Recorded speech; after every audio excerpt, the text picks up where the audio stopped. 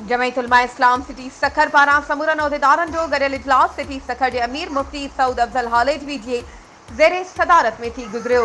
इजलास में जमीयत उलमा इस्लाम सिटी सखर के अमीर मौलाना मुफ्ती सऊद अफजल हालेजवी, जनरल सेक्रेटरी कारी मोहम्मद फारूक शेख, मौलाना मौला बख्श महर, मुफ्ती आजम महर, मौलाना अब्दुल गफूर भुट्टो, मौलाना अमानुल्लाह सखरवी समेत ॿियनि अॻवाननि मौलाना इब्राहिम महर, मौलाना मसूद अहमद कामरी, मौलाना अब्दुल खब्बीर खाकसार, मौलाना मोहम्मद आबिद इंधण, मौलाना नज़ीर अहमद ब्रोही, मौलाना अब्दुल रशीद कामरी, रशीद अहमद शेख जंहिंमें वरी तादाद में अॻवाननि पिणु शिरकत कई। ख़िताब कंदे अॻवाननि चयो त 2 मई ते कराची में मज़ार क़ाइद ते थींदड़ अवामी असम्बली तहरीक में सिंध जो बाशऊर अवाम भरपूर शिरकत कंदो।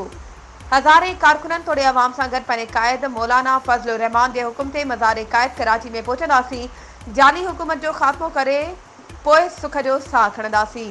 जमीयत उलमा इस्लाम सिटी सखर के अमीर मुफ्ती सऊद अफजल हालेजवी वधीक चयो त मौजूदा हुक्मरान मुल्क सां मुख़लिस नाहिनि। हिन मुल्क के मौलाना फज़ल रहमान जहिड़े सियासतदान जी ज़रूरत आहे।